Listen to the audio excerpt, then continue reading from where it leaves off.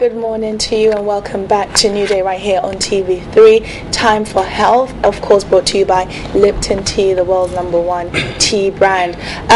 Going to be discussing leprosy, as you just saw in that little clip there, just showing you some various pictures of leprosy.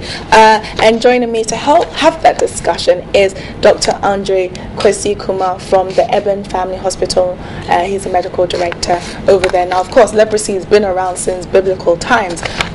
There is a lot of stigma attached to leprosy. Most people think it's very infectious, that if you touch somebody who has leprosy, you're going to get it. But as we know, the world over, leprosy, the many new cases of leprosy are declining as time goes on. And as of this morning, I thought there were no new cases, but I've just found out that there actually are some new cases, but there's very few. So going to be getting more insight into that. Good morning, Doc. Good morning. Okay, so leprosy, when most people hear it, it's like, even in the Bible, it was like the worst disease you could get as punishment and so forth. So, I mean, over time, there was, for most people, is a lot of stigma about it. So just to give us an insight, exactly what is leprosy? Okay. The name sounds even scary, but what is leprosy? Well, it's an infectious disease, and infections are small germs. It can be bacteria, viral, fungus that is transmitted from person to person.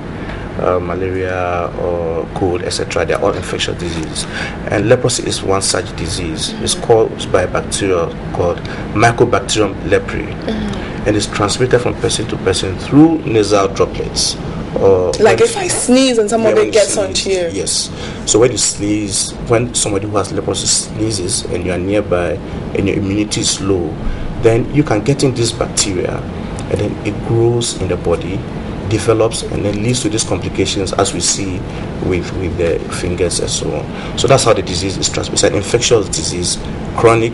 It lasts over a very long time before the complications start showing. Yeah. Okay, so what are some of the symptoms? I know usually there's sores over the body, and there's times when I've seen people's hands, almost the bacteria eats away at their flesh. Is that what it does over time? Just explain exactly. Okay, there are sores on the body, as you said, and what the bacteria does is that it attacks nerves. Nerves are parts of the body that makes us feel and moves our fingers, our limbs, etc. So it attacks those areas. So when sores come on the body, it causes sores as well. The patients do not feel it.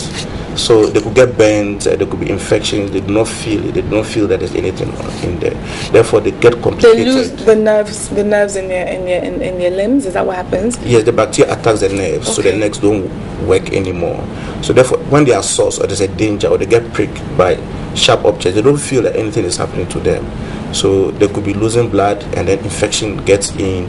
That's how come the limbs or the gates could get eaten away. Yeah. So when the disease gets into the body, it attacks the skin as well. So you see lumps on the body, it disfigures the face, etc. So when those things happen, they don't go away. They tend to stay permanently, and that's how it attacks the body. With time, it gets into other complications as well. But generally, it starts as patches, pale patches on the skin and sores, and then starts attacking the nerves. Okay, so imagine if somebody has come into contact with leprosy by nasal droplets, somebody sneezing on them or whatever. How long, and if the immune system is low, how long is the incubation period? How long would it take before they start getting the symptoms? Do we know? Yeah, it's about 3 to 5 years. Oh, so it's not like 3 to 5 years. So it can.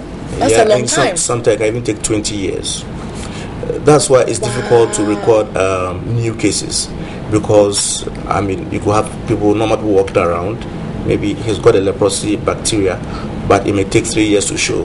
So it's difficult to record new cases year on year because of the incubation period. It's very long. The longest recorded is about 30 years. So it takes this long time, 3 to 5 years, to grow in the body, and then the symptoms start to show.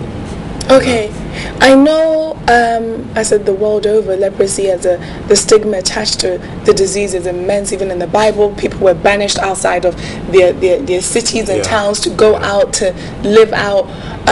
Even in Ghana, we know we have a Father Campbell, the colony, yes, where most people know about. By banishing people, by having that stigma of, okay, we need to push them away, they can't be close to us. Is that a way, for years, that was the way they did it. Was that the correct way? Because I understand you can't necessarily get it by touch, But that's the notion that most people have. Yeah, that was because in ancient times, the research had not been done to see exactly how it is transmitted. That is why they were kept away. Some that they even have to have bells on them. When they are coming, the bells will be ringing and people will be giving them way, etc. and so on. It was only in 1873, quite recent, that the bacteria was identified by Dr. Hansen. So that's why it's also known as Hansen's disease. And then from then on, antibiotics were developed to treat it. So the numbers have been going down. So you can't get it through touch. And even if somebody sneezes and coughs and your immunity is strong, you will not get it, even if the bacteria get to you. It's only when your immunity is low and you're in repeated contact with somebody who has a disease before you get it. So putting them in an enclosed area really is not necessary these days, because the WHO also provided free treatment for it. So they can be treated very well. The disease profile goes down. Our immunity, if people have good immunity, they're not going to get a disease. Therefore, they can live in the community with us. It is only that when people see the complications that arise, that they think that they're going to get it. But most people are cured. Cured means that the bacteria is out of the system, but the complications remain. The after effects is still it doesn't there. mean they still have the disease. It's just that the complications is that those ones are irreversible, but they are completely cured. Okay, is it hereditary? Can it be passed on from family member to family member? No, it's not. It's an infectious disease, so it's passed from person to person in the community. However, the immunity that we have against leprosy, that one is genetic. So it's been found that about 95% of people in the world have their genetic makeup, making them strong enough to withstand any infection from leprosy. But the disease itself is not hereditary. It's just passed on in the community. Maybe people living close in a family, and then there's a sneezing and coughing and talking, and then somebody can get it. And the contact. So then that means that a baby cannot be born with leprosy, or is that something that, as far as we know? No, but children are prone of getting it because their immunity tends to be lower, so they can get it from an adult who has it, but they are not born with it. Yeah. Okay, how is it diagnosed? Because remember you said obviously when you first come into contact with it, it can take 3 to 5 years, even 20 to 30 years to show up. So if some people are walking around now and they've got the bacteria in their system, how do you find it and diagnose it? Are there anything that's going to give you a sign like maybe I need to go and get checked for the leprosy bacteria? When the skin signs start showing, there's no screening method really to check for it. So if it's in your system, there's no way to find it out? No, we can't screen it. You can use some blood tests, but that's very expensive, and genetic tests, etc. But when the skin signs start showing, you can take a little piece of the skin, we call it a skin snip, and then it is tested in a lab to see whether you can find the bacteria in it. And even that, if you have a mild form of the disease, you might not find it in the lab. There are basically two types, the mild form and the severe form. In the severe form, when you take the sample, then you can see it. Because sometimes the skin changes can even look like syphilis skin changes. So you really need to be very sure. So that's how it's diagnosed, with a skin smear. Okay, so just explain for me the mild and the severe form. Like what is considered a mild form of leprosy? Okay, there are mainly two types. What we call the tuberculoid, and then lepromatous. The lepromatous is the severe one. Tuberculoid is the mild. The mild one have few patches all over the body, few patches, pale patches, and those places feel numb. The severe one had a lot more patches. All over a lot more areas of the body. Changes. So it's just the severity of the skin patches on the body. Okay, so what is the treatment for leprosy? The antibiotics that we use, there's one called dapsone, we have rifampicin, and clozapine. These are the three antibiotics. It's a combination multi-drug therapy. So these drugs are taken for 12 months, continuously for a year, and then you have to be sure that the bacteria is out of the system. You could, as I said, the complications could be there, but the bacteria will be out of the system and the person is cured.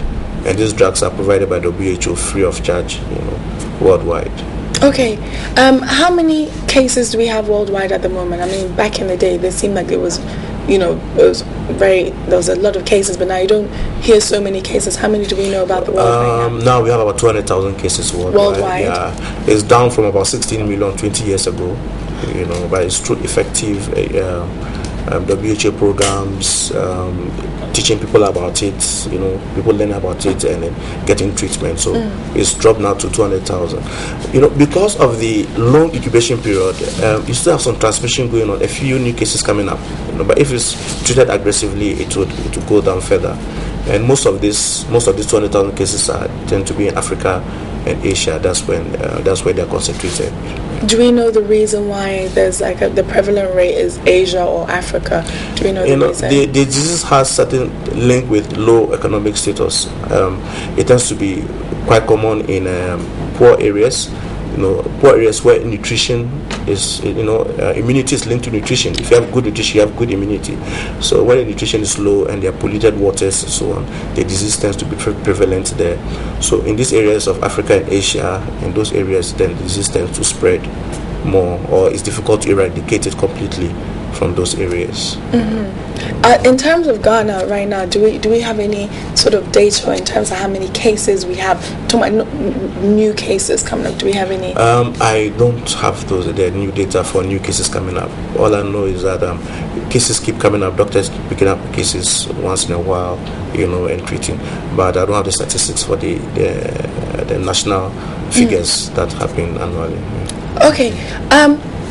Can one avoid coming into contact with the bacteria, the leprosy bacteria? Is there a way to avoid it? Is it don't go near somebody with leprosy, which obviously we know most of the ones who we see are treated, they don't have it to pass on. But how is there a way we can avoid? No, it will be very difficult because somebody could be in the early stages of leprosy and could be sneezing or coughing, but because you don't see the visible signs that we all know, you will know that the person has leprosy, and then the transmission could go on. So it will be very difficult to avoid getting near somebody who has leprosy.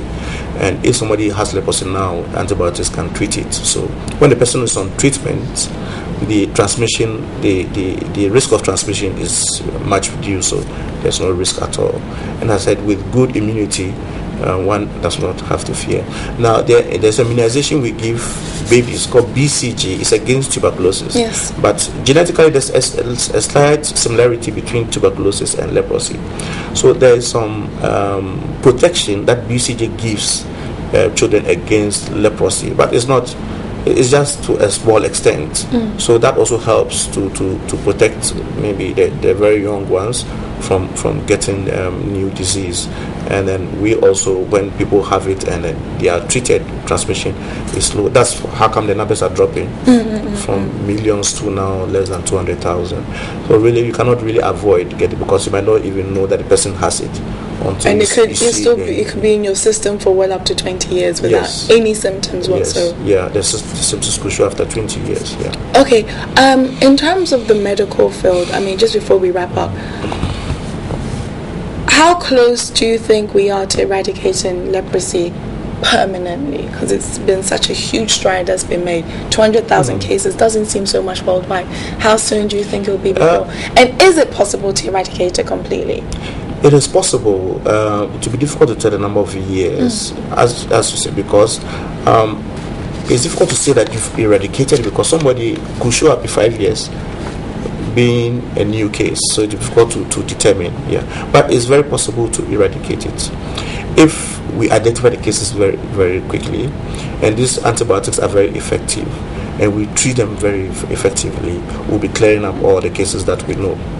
Now, what will be remaining will be the new cases that are going to show up in 3 years, 5 years, 10 years. And when you are very aggressive at treating them, then you'll be eradicating the disease completely. So it's very possible if you put in a lot of action, a lot of education, health workers are alert and treat effectively. That will go a long way to eradicate it. Okay, I know most people who get leprosy, the source they have, even when it's out of their system, is forever, like it lasts forever. Is there what other things they can do? Is it cosmetic surgery that's offered to the sufferers? What generally, how? Because the sight of it usually is what alarms people. But once they've been treated, are there any other things they can do to help improve the skin surfaces they have, the damaged nerves and so forth? No, it will be very difficult because it tends to happen over a wide area, and sometimes they tend to have this claw-like claw-like features, both at the feet and then at the hands, and it's because the nerves have been eaten away or have been affected by the bacteria, and then there's muscle weakness. So with that, cosmetic surgery will find very difficult to correct, and because sometimes the infections have taken away the ends of the fingers and so on, cosmetic surgery cannot replace that. So they just have to adapt to their lifestyle, from the way they work. We taught new skills with the limited limitations that they have of the limbs, but we can't do cosmetic surgery to correct that, because once a part of the body is taken off, you can't get it back unless you're going to use prosthesis. But the way theirs is, it's difficult to use prosthesis in cosmetic surgery to correct that. Okay, what about for the skin sores and stuff, just in general? Is there like laser treatment and things like that? Is that usually helpful at all, or they're not good candidates for that either? If it's at just a few places, you could do that. But if it's widespread, it's difficult. Because what is lumps and bumps that are formed all over the whole body. Sometimes the face is disfigured. So if I could use laser treatments or skin abrasion and all that, it is going to be huge surgery. And the body has a limitation it can take when you are doing this type of surgeries. Otherwise, you may rather harm the patient than helping the patient. So a few places you can do, but large areas of the body, huge percentage of the body, it will not be advisable. It will be too risky to try that, because sometimes you need a fresh part of the skin to transmit to an unhealthy part for plastic surgery.